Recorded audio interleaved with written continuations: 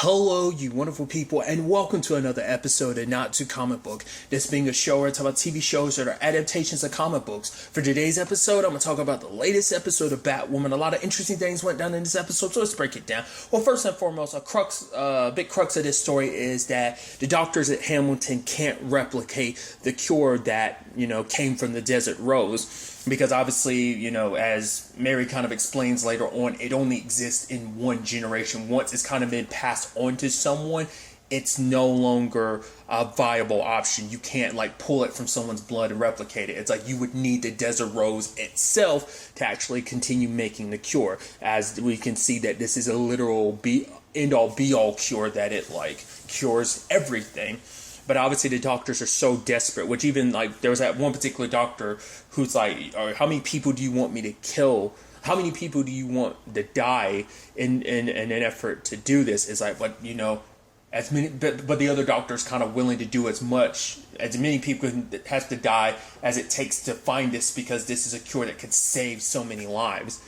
So it is this situation of but that's also the thing, do you have the best intentions of, are you trying to cure everyone for the reasons of, oh my God, we can cure so many people and get rid of so many disease? Are you looking at it from a situation, because we don't know this person's 100% motive, whether it's they are trying to do the right thing, they're just going about it the wrong way, or are they doing the right thing, trying to do the right thing while also potentially making a profit off it? Because we don't know how Hamilton, in particular, this doctor, handles things.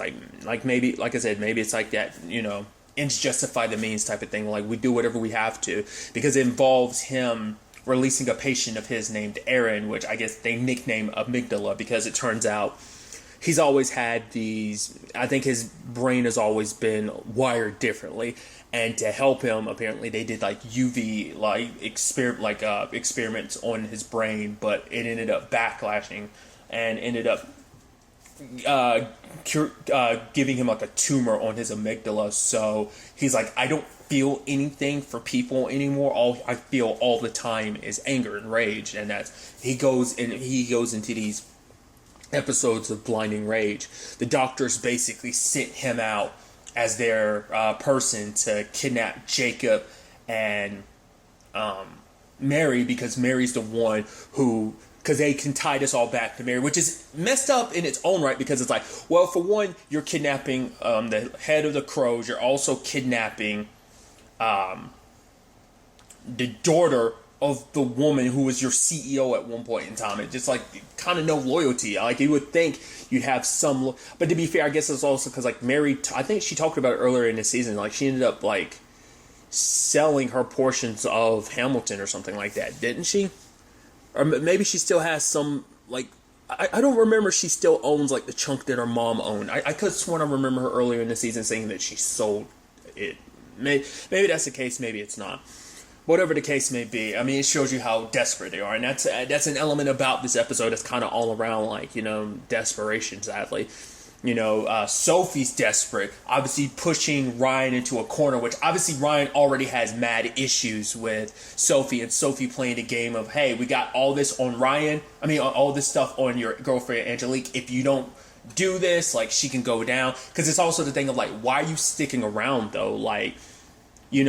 She's the reason why you found yourself kind of in this situation in the first place. You were caught holding her drugs, and now you're potentially putting yourself in that same situation again, which I think that could also be a conversation in its own right of yeah, it's easy for you to talk about, you're in this privileged position that you're a crow and everything. But it's because I'm kind of living on this side of Gotham, obviously where the rich and powerful, the social class system is kind of, obviously there's a large disparaging aspect to it. What's the word I'm trying? There's a large disparity between both classes in that regard. So Sophie's kind of on the higher end of that just because of her position as a crow. So it's kind of who are you to judge me when we're all on this side of things trying to fight and survive from the crows who can be corrupt, and just the social system that's just kind of stacked against anyone on this side of the line, essentially, But also, Ryan comes at it from the perspective of, hey, when it comes to the person that you care about, you're willing to do, like, oh, you've never been in love. She's like, how can you not think I've ever been in love? It's like, because unlike you, I'm willing to fight for the person I care about. And that's, what she's doing, like, in her own way. Because Sophie, she's always going to hold some guilt in herself because she'll always feel like she didn't fight for Kate. Like, when Kate was willing to be who she is, embraced who she is, was so open about who she is, Sophie kind of stayed in the closet. So, I think that regret, now knowing the truth about Kate, like what she was so blind to it, knowing how Kate felt now, it changes a lot, and she wants to try and make things right. So that's why she's so desperate. Because regardless of everything, Kate was always going to have a special place in her heart. And just like to be able to say to have Kate back, to know that she's okay, to be able to say what you need to say to her, what you've wanted to say to her, but just couldn't, like, to get that chance, one more chance with that person that means the world to you, then, shows you how desperate she is. But at the same time, like, Ryan's desperate in the sense of, like, she wants to protect Angelique. It's like, fine, I'll do this, while she's also dealing with the kryptonite bullet wound. She won't confide in it. The only person she confided into was Mary, but obviously things have gotten worse, but she doesn't want to tell anybody about it because she brought it up last episode. She's like, I'm constantly having to prove myself over and over again to you, Luke. Like, it's just because you guys keep comparing me to Kate. I'm not half as good as Kate, so she has to go above and beyond to prove herself. Like, oh, like, no, I can do this. Like, because this means a lot to her, and she's afraid, like, if she shows any sign of weakness, that she falters in any shape or form, they'll take this all away from her, And it's like, I can do so much good for Gotham, for those who, don't get to see justice. I get to be there for them. I get to kind of finally tip the scales a bit, for those who aren't rich and powerful enough to kind of handle things on their own. So this means a lot to her. So to have that potentially stripped away from her, like, of course she's not going to confide in Luke, who she feels like doubts him. That he doubts her at, like, every corner, But his episode also was about kind of exposing a lot of stuff, as Mary kind of has to confide in her dad, like, during this whole situation. Because at first she's like, oh, it looks like an underground clinic. Not like I know what that's about, but it's like, to make sure that she's able to protect her dad, she opens up about, hey, I'm the one responsible for the cure, and kind of explains how things work, but there is no more antidote. That you have to go to Coriana, but obviously Jacob was like, I don't want them to know about Coriana, just because it's like all of that could potentially jeopardize them finding and saving Kate. So, but like for him, it's like, oh, here's another thing. Like, well, Kate had this whole secret life as Batwoman I was unaware about. Now I'm finding out, oh, Mary's got an underground clinic, and at the same time he finds out that, hey, his wife Catherine might have been on some kind of Hugo Strange type of stuff, which we don't know for sure. Just because it's like she was the CEO at the time, and it turns out like the experiment's kind of being done to patients. It's a thing of, hey, trying to do the right thing, but did she potentially cross any lines? Most likely. But that also begs the question, was she aware of what was going on? It's like, you're the CEO. You have to, like, nothing goes down without your permission, potentially.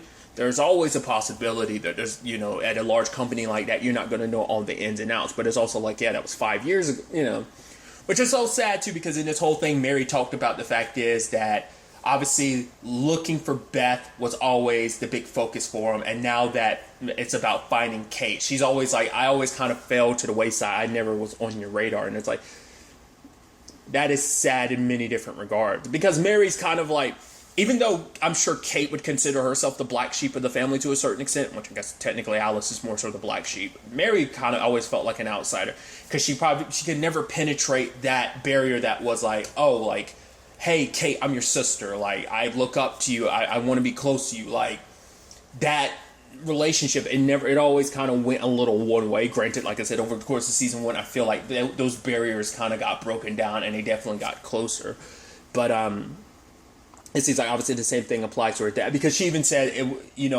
even when you weren't looking for Beth anymore, you dedicated so much time to the Crows as well. So it was just kind of like there was kind of no room for me in your life, So It's kind of sad that Mary kind of felt that way.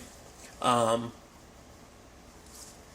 at the same time, you have Ryan looking into the kryptonite, which is like, once again, like, they don't necessarily have the contacts to really find out everything about kryptonite. They're kind of, well, the only one that's there, like, they have what's on the database that, like, Bruce left behind, because obviously Bruce probably knew a lot more about, obviously, kryptonite than they did, but I'm definitely doing. I'm just like, the only other source is Supergirl, but it's like, well, they don't know. They know Kara's Supergirl, don't they? Like, I don't know how much Kate told them. You know, I don't know. I don't know how, because I mean, obviously that's why she went to Metropolis, but I mean, not to Metropolis, but National City. Obviously, I think they said that she went there to meet with Kara, so I think they do know that Kara is Supergirl. But I mean, I guess it's like they wouldn't really know how kryptonite would affect humans. I guess they really wouldn't know, because I think this is still kind of unknown territory in this continuity potentially. So, but it seems like from her doctor that basically it's like, oh, you're radiating, kind of like on, like, not the same, quite the same, but still radiating on a level to some, like, on some Chernobyl stuff. So it seems like that's how it basically, it's obviously figured it was poisoning her, but I didn't realize it was just full-blown radiation poisoning. That's hardcore. I wasn't expecting that angle to it. But obviously it's a confrontation between Luke and Ryan, when Ryan's like, whoa, you ran into Alice, so according to Alice, so that means you talked to her. Oh, okay, so she pointed a gun at you when she was at Sophie's place, and when you left, you promptly called 911, right? And he didn't. And it's like, this is the woman whose gang killed my mom, and you did. For him, it's like, but she's our only lead to Coriano. Once again, desperation. Like, Sophie and Luke have no love for Alice, but she, you know, for them, it's like, you work with the devil you know, versus the devil you don't, that being Sophia, and do anything to get back the person they care about, Kate. Which, you know, obviously, I think they're setting up a really interesting thing, like with the whole Ryan and Angelique thing, because it actually kind of mirrors the whole Alice and Kate thing. Kate was willing to fight for the person. She's the only person who was kind of willing to continue to fight for Alice, to see Alice for more than what others were willing to, you know? So that's the complicated angle to that whole situation. So I'd see like I said, similarities between that and Angelique. Your willingness, I mean, everyone around you is kind of in a similar boat, but I think it's just Ryan. I mean, understandably so. I think Ryan's pissed at the others because of how they're handling all of this, which, once again, they're handling it the way they can, just like she's handling things the best way. It's like they're all coming from a good place, but their intentions are just kind of colliding, just because each other's good intentions kind of negatively impact the others to a certain extent, because it's like, oh, she wants to take down Alice for her mom's death, but it's like, we kind of need Alice if it means finding Coriana, saving Kate. But it's like, are we going to let this psychopath continue roaming around, you know? So it's I don't think there's any, like, necessarily easy solutions. Like, it's just a very complicated situation all around. Because this situation Ryan's in is like, because you doubt me on every turn, like, why would I confide in you? Because you guys don't trust me, so why should I trust you? And that, you know, that kind of comes to a head. It came to a head last episode. It comes even more to a head this episode. So it's like, from now on, like, when I, you know, just have my back, you know, so even despite her condition, she goes to try and rescue Mary, which she's able to successfully rescue Jacob and Mary, but in the process, the doctors show up, obviously wearing masks, hiding their identity, and they're threatening Sophie. And it's like, don't give them that map. We need it, because the Desert Rose isn't just it's not the whole Coriana thing isn't just about saving Kate. It's also about saving Ryan, because it might be the only cure for the kryptonite poisoning she's going through right now. But it's like, despite her not liking Sophie, she's not going to let Sophie die, so she hands over the map, you know? So, and now Luke and Mary feel bad, just because it's like, you know, Mary's like, we're not Bat Team, like, she didn't feel the need that she could really trust us, so that's why she kept this to herself. And for Luke, it's like, her doing all that she's done, she actually has made the city safer. She's done all this while being poisoned. She's been poisoned for a while now, and she just kept going. So isn't just about saving Kate, it's about saving Ryan as well. But also now they no longer have the map to Coriana. So I wonder, in that moment, did Ocean and Alice get enough look at it to probably be able to get the coordinates? Probably not, because you need to translate that from like a nautical map to kind of really know the ins and outs of like where exactly it is. Which, speaking of Alice and Ocean, there's a whole situation of how they're going to handle things. And I love when it was all said and done, it's like they are remembering, like she is kind of slowly being like, don't you think it's weird that you lost your particular memories? Because he's saying like, oh, he tried to take a desert rose and he got banished for it. But then she's kind of implying like, oh, maybe we were in this together, and kind of implies they were a thing. And he was like, oh, crap. And she's like, yeah, that's exactly what I was thinking. And he was like, I can't believe I was so desperate, which is like not the response she was looking for, which is kind of sad because, well, she doesn't have many people in her life that she can like latch onto. Like, most people she loves are not in her life anymore. Her mom obviously is gone. Her dad, messed up relationship. Kate, messed up relationship. Mouse, she killed him. So when it comes to love, and that's never really an easy topic for her. So I think for her, it's like, oh, like for you to kind of be so disgusted with being with me, it's like, no, being with me is like a catch. It's not saying that's what she was saying, but it almost kind of was like, no. What you kind of like, ugh. Like you seem so disturbed by the thought of us potentially being a thing. And Sophia has the answers, but she's like, oh, if, me doing this is a kindness, because if I wanted to, I could go down the super cruel route and tell you everything about you and Ocean and make you kill this person that you had a connection to, but after I told you everything about your situation. So obviously for Alice, it's like, fine, I want my, because it's like, oh, you claim not to have any attachment stuff, but it's like, lo and behold, look how far you're willing to go to get your sister back. So shows that she's not the monster she thinks she is, or at least she tries to pretend to be. Oh, she has those monstrous elements, but it's not all that she is. There is still Beth in her, whether she realizes it or not. Like, I think she wants to give the excuse of like, no, I want Kate back so I can kill myself. It's like, you probably want her back so you can try and attempt to, but it's like, you are sad that, because at least if you're battling your sister, you know where she is.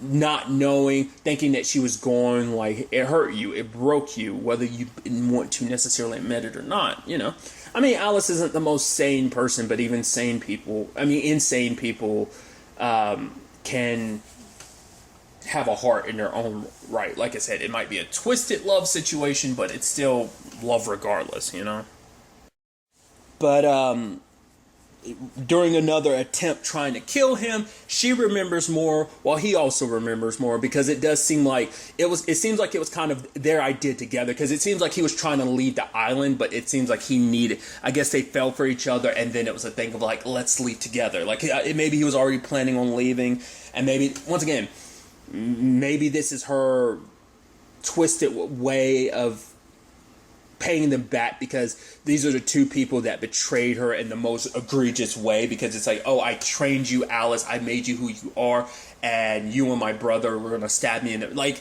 I think Sophia is coming at this from a place of a broken heart as well, like betrayed by my brother and betrayed by someone else that I love, that being Alice. So I think she's kind of got attachments, whether or not she realized it or not, because I think they're both kind of weaknesses in her eyes. Like, so what she's fully going to try and gain from this, I have no idea.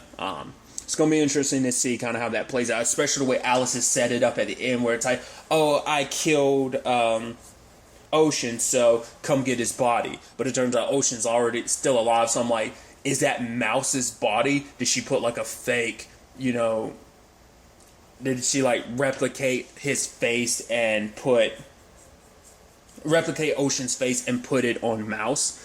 Like, I'm wondering, is that what she did? Potentially, I would assume, but maybe there's another explanation as well. We'll have to wait and see. But another angle to this is, obviously, Mary's wanting, she was saying that her and Luke is like, hey, we can work with my dad, because it's like, well, my dad is the in and knows all there is to about this. Like, obviously, we might have lost a map to Coriana, but if we work with my dad more closely, even though Ryan has our issues with working with the Crows, it's like, if we can do this, we can get to Coriana, get the cure, and get Cade.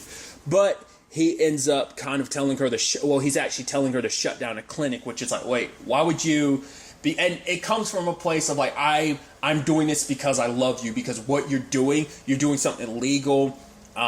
You could go to jail for a long time. So he, in his own right, he is trying to protect her. But for her, it's like, you're taking away something that's so important to me. Mom knew what I was up to, and she was proud of me. But it's like, also like, your mom isn't the best litmus test, because she was doing human experimentation, and you are experimenting on people too, because you're not a certified doctor. Every person that comes in there, you're potentially, experimenting on, because you don't. I mean, yes, she has, medical understanding and stuff like that, but you're not a certified doctor. Like, what if you do something wrong? Like, but for her, it's like, there's so many people who need another option because they don't have, either insurance, or they just kind of get thrown to the wayside from like the general medical hospitals and stuff in Gotham. So it's like, these people kind of have nowhere else to turn. She's like, I've saved hundreds, maybe even thousands of lives. It's like, for her, like, this is so important to me. It's like, this is what a father does. It's like, for the first time, for you to finally see me, you decide to take away something that means the most to me. And, I kind of wish I went back to not existing to you. And it's like, it's sad, because I think Jacob has the best of intentions, but he's a stickler for the rules. I mean, it's like, he's also making the same mistake again. He didn't realize and maybe that's why he's trying to do this, because he's like, if I knew Kate was Batwoman, I would have told her to stop before she got herself being a vigilante and everything. So I think for him, he's trying to do the same thing in Mary's case of like, you're doing good, but I don't want you, because you could get hurt, you could get mixed up in, he's a stickler for the law, but also he's trying to protect his daughter. It's like, I think he's even more so trying to do it because of Kate's current circumstances. Like, I shot at my daughter, I felt like a betrayal. Like, he's kind of almost repeating the cycle, but trying not to. By not trying to repeat it, he sadly ended up repeating the cycle of kind of pushing one of his daughters further away. And obviously, this is a time where it's like, the only other daughter he's got out and about is Alice, and that's not a daughter you want to really latch onto. But it's like, inadvertently, he's kind of pushing Mary away now. So it's a complicated, thing. And obviously Ryan's going through the same thing, because Angelique finds out about her phone, which Sophie's listening in on the conversation. And Ryan's like, I'm sorry you can't drug deal in peace, because Ryan is like, I need you out of this life. But for Angelique, it's like, no, I make good money. I'm respected, but it's like, respected by like your influence or clients. Like, because for her, it's like, I feel good. Like, I actually put myself in a stable position, because it's like, I got to this position because, unlike you, Ryan, I didn't get picked up by somebody, which I'm sure that's kind of a slap in the face, because it's like, oh, like, remember Ryan was just living in her van, but now it's like, oh, look at what you're living, you got this good job. But also Ryan was trying to present that to her. It was like, hey, like, you can work at this bar with me, you can leave this like drug dealing life behind, you don't have to live like this. But it's like, I think it's like, when you're kind of accustomed to that certain situation, like, you're like, who are you trying to save me? I didn't ask you to try and save me. So, and now it's like, oh, you've also betrayed me. It's like, but it's like, I was trying to do what I could to help you. And it probably hurt Sophie the most too, because it's like, she feels like she's hurting Ryan in the long run, because it's like, I'm blowing up your life, I'm ruining your relationships. She's so desperate to save someone she cares about that she's ruining things between Ryan and Angelique, especially because she knows that Ryan said it herself, that she's willing to fight for the people she cares about. So, like I said, just all kind of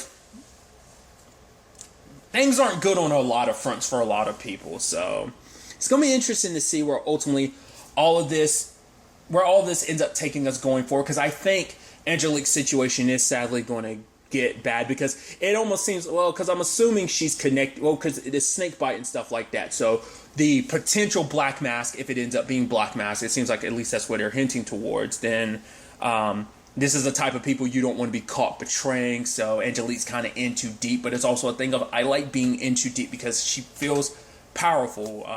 Probably like, oh, I'm not like on the desperate end of things, probably for once in her life, you know. It's like, this is something, I'm carving out my own path type of thing. So regardless, I'm interested to see where all this ends up taking us. But really, that's all I'm going to talk about. Till the next time we meet, be happy, be safe, live life to the fullest, and enjoy it. Good day and goodbye.